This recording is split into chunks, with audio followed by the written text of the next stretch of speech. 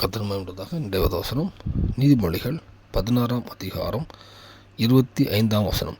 மனுஷனுக்கு செம்மையாய் தோன்றுகிற வழி உண்டு, அதன் முடிவோ மரண வழிகள். கத்திரமானதாக ஒவ்வொரு காரியத்திலுமே கர்த்தருடைய வழி தனியாக இருக்கும், மனுஷ வழி இருக்கும்.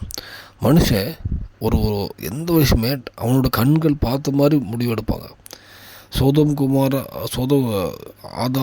ஆபிரகாமும் லோத்தும் பிரியும்போது லோத்து பார்க்குறாரு, சோதம் குமாரா நல்ல செழிப்பான ஏதேன் தோட்டம் மாதிரி இருந்துச்சுன்னு சொல்லி போகிறாரு.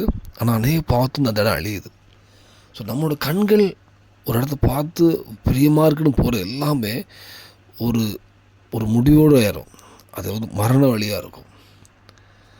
இந்த வேளையில் நம்மளுடைய வழிகள் கர்த்தருக்கு பிரியமாக இருக்குமானால், இப்போ தாவீது வாழ்க்கையில் அவர் பிள்ளைகள்லாம் சிறைப்பட்டு போகும்போது கூட ஆண்டவரே நான் என்ன செய்யணும்னு கேட்கும்போது அவர் வழி கொடுக்குறார், நீ போ பின்தொடர முடியும்னு சொல்லுவார்.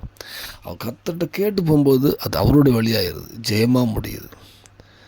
இவருடைய மாம்சத்தின்படி பார்த்து போகிற முடிவு அவ்வளவுமே மரண வழி. அது விதம் சொல்லுது, மனுஷனுக்கு செம்மையாக ஒரு வழி, ஒரு காரியம் வந்து இருக்குது, இந்த காரியம் செஞ்சால் நல்லா இருக்குமே, நல்லாயிருக்கும் அப்படின்னு இவனுக்கு செம்மையாக தோண்டும்.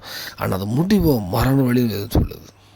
இந்த வேளையில் நம்ம இதுக்கு முன்னாடி நம்மளுடைய சுயத்தை சார்ந்தோம், நம்முடைய சகோதரர், நம்முடைய உறவினர்கள் அந்த மாதிரி அவங்களுடைய யோசனைகள் அப்படியே இருந்தால் அது அநேக வீழ்ச்சியாக இருக்கலாம். இந்த வேளையில் கர்த்தருடைய யோசனைக்கு அர்ப்பணிப்போம். எந்த ஒரு நம்ம ஆவிக்குறியில் இதுக்கு தேவனுக்கு பிரியமான காரியமாக, கர்த்தருக்கு பிரியமான காரியமாக நீங்கள் போவீங்கன்னா கண்டிப்பாக அந்த இடத்துல ஜெயம் இருக்கும்.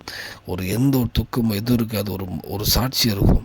இந்த வேலையில் அர்ப்பணிப்பு இதுக்கு முன்னாடி எப்படி இருந்தாலும் மன்னிப்பு கேட்போம். ஒவ்வொரு காரியத்திலையும் கர்த்தருடைய வழி, நம்முடைய வழி இல்லாமல் கர்த்தர் வழிக்கு ஒப்பு கொடுப்போம். இந்த பூமியில் சாட்சியில் வாழ்க்கை தருவோம், பரலோகத்துக்கு ஆயத்தப்படுத்துவார். அர்ப்பணிப்போம். தேவனுக்கு சிவராக. ஆமென்.